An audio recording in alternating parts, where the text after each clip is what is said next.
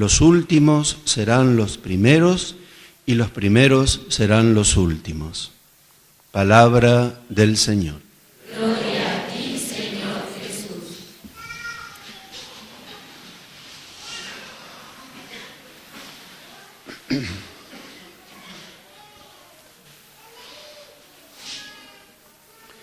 Para nosotros, peregrinos de la vida, Dios, y que queremos seguir a Jesús, Él pone sobre nosotros consignas, mandamientos, el deseo de Dios que pesa sobre nuestra historia, sobre nosotros, que podemos aceptarlo o no. Si lo aceptamos, somos libres y encontramos la felicidad. Si no lo aceptamos, tomamos otro camino que no sabemos a dónde termina, o mejor, termina en el vacío y en el caos. Así, por ejemplo, todo el que se ensalza será humillado, todo el que se humilla será ensalzado, el que quiera salvar su vida la perderá, el que la pierda por mí, ese la salvará. Hoy nos recuerda otra.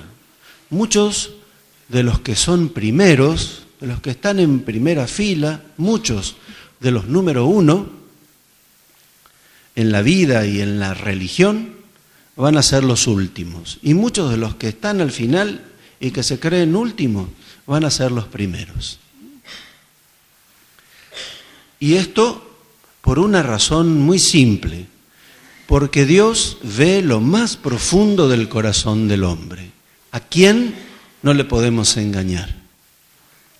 Ve esa actitud única, fundamentalísima en nuestra relación con Dios y con los hermanos, que nos hace dignos de estar en el primer lugar o no. Y eso es lo que yo quisiera resaltar a la luz de este Evangelio, ¿no? Uno se preguntaría, o yo me preguntaría, ¿quiénes son los últimos y quiénes son los primeros? O mejor, ¿cuál es esa actitud fundamentalísima que hace que uno ocupe el último lugar en su propia conciencia y a lo mejor en la mirada del mundo, pero que a los ojos de Dios ocupa el primer lugar? Esa actitud que hace que uno que crea que está en el primer lugar, que tiene éxito en todo sentido, frente al mundo, frente a la religión o a su propia conciencia, y que en realidad a los ojos de Dios ocupa el último lugar, va a parar al último lugar. Es muy importante poner a luz, descubrirlo para saber dónde estamos nosotros parados delante de Dios, en qué lugar, porque esa actitud nos define delante de Él y a Él no le podemos engañar. Decía la primera lectura muy bien, Dios no piensa como piensa el hombre, Dios no mira como mira el hombre, porque Dios ve absoluta y totalmente la realidad, o mejor dicho, Dios es la realidad con mayúsculas. Y nosotros lo único que hacemos es interpretar pobre y miserablemente esa realidad. Entonces, frente a ese Dios que lo ve absolutamente todo y frente a nuestra mirada que vemos, que interpretamos de una manera pobre y miserable, la realidad deberíamos volcar nuestra búsqueda, deberíamos apoyarnos mejor, no en nuestros propios ojos, no en nuestra propia mirada, sino en aquel que es la realidad, en aquel que lo ve todo. Como no lo hacemos, entonces no vemos como Dios ve, no pensamos como Dios piensa y nos diferenciamos de Dios. Porque queremos ser dueños de la vida, queremos ser dueños de la viña, no obreros. Queremos apoderarnos de la viña. En el Evangelio, cuando se habla del pecador, nos muestra claramente dos tipos de pecadores. Todos somos pecadores, esa es la realidad. Pero hay pecadores y pecadores. Y frente a los ojos de Dios y de los hermanos, pero principalmente al de Dios, la actitud de ese pecador es la verdadera actitud de humildad del pecador es lo que nos define ¿qué lugar ocupamos delante de Dios? De la libertad, de la felicidad, de la paz. En el Evangelio nos muestra el gran modelo del pecador malo, podríamos decir así, el del fariseo. Aquel que se cree, desde el punto de vista religioso y moral, se cree buena gente, buena persona, cumplidor de la ley, no le maté a nadie, no le robé a nadie, soy ante mi autovisión, mi autoconcepción, me creo bueno, no puedo ver con tanta claridad mis defectos, pero tengo una calidad maravillosa y una agudeza de águila para ver los defectos ajenos, para resaltar la miseria del hermano. Como decía en la parábola del publicano y del fariseo, ¿no? Aquel que se creía alguien y despreciaba a los demás, ¿no? El que se creía justo y despreciaba a los demás. Ese es nuestro gran drama del autoengaño. Creernos buenos, creernos religiosos, rezadores, con mucha fe, ocupando el primer lugar, pero a Dios que no le podemos engañar, a Dios que ve lo más profundo de nuestro corazón, no encuentra esa actitud de humildad de depender de Él. Estamos apoyados en lo institucional, en nuestra concepción de la moral, en los mandamientos, en la estructura de la vida de la Iglesia, en nuestras capacidades, uno podría decir la autosuficiencia de confiar y poner nuestra seguridad en este mundo, en las cosas materiales, en emanciparnos de Dios, lanzarnos solos a la vida, sacarle a Dios del sendero de la vida, ponerlo a un costado, en la práctica y en lo concreto, y acaba mi vida y Dios está a un costado, cuando en realidad Él tiene que estar en el centro de todo. Es decir, me vuelvo dueño de la viña, me vuelvo no intérprete de lo que Dios hace, sino poseedor, ocupo el lugar de Él, pero no necesariamente como algo consciente. Yo voy a ocupar el lugar de Dios, ¿no? Cada vez que juzgo, ocupo el lugar de Dios.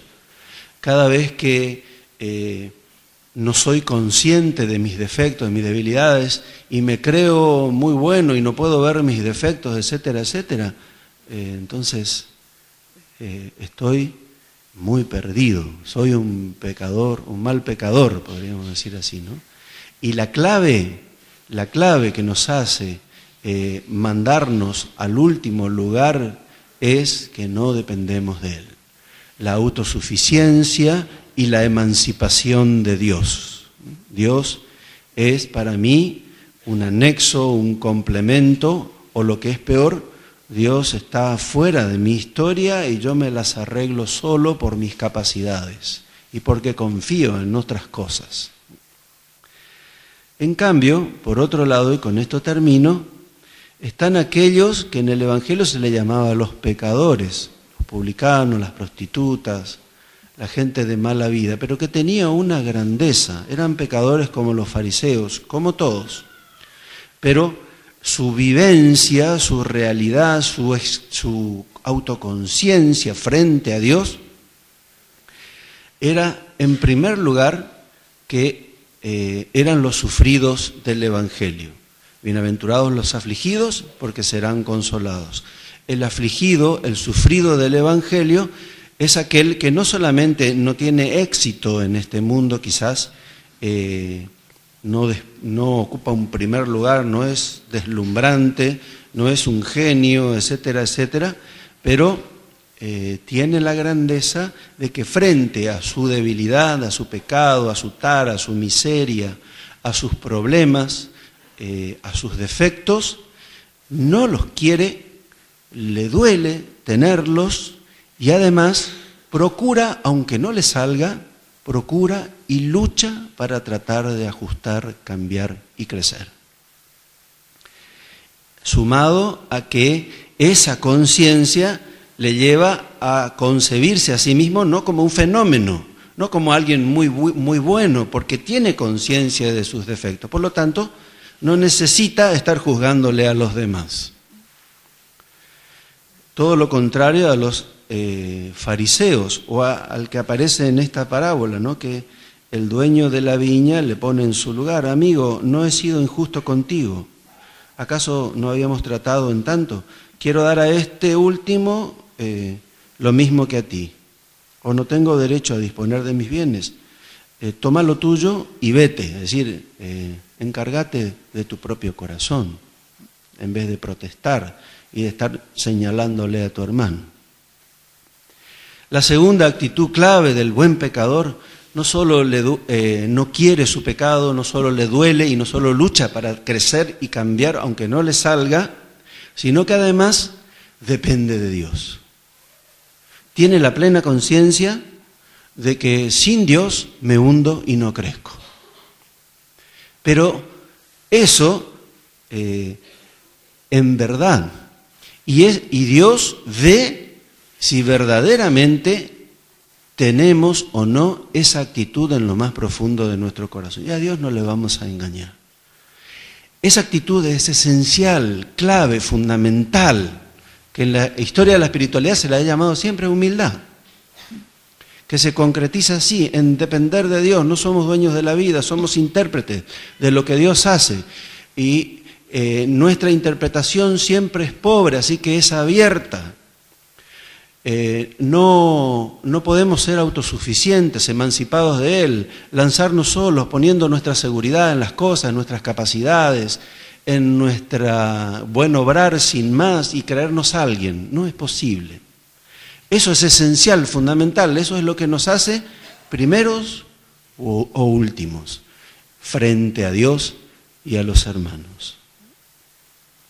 Jesús construye en el Espíritu Santo, en nuestro corazón, este camino, esta actitud fundamental, sin la cual no podemos entrar en el corazón de Dios, no podemos conquistar el corazón de Jesús. Ojalá que ese Espíritu de la verdad que vive en nosotros nos dé la capacidad de tomar conciencia plena de que dependemos de Dios, sin Él nos hundimos, no crecemos, y que además necesitamos la honestidad, la sinceridad, la madurez de no querer nuestras miserias, luchar de corazón y con honestidad contra ellas. ¿Para qué? Para que de esa forma, siendo últimos a nuestros propios ojos, seamos primeros a los ojos de Dios. Hermosas son las huellas de tu amor.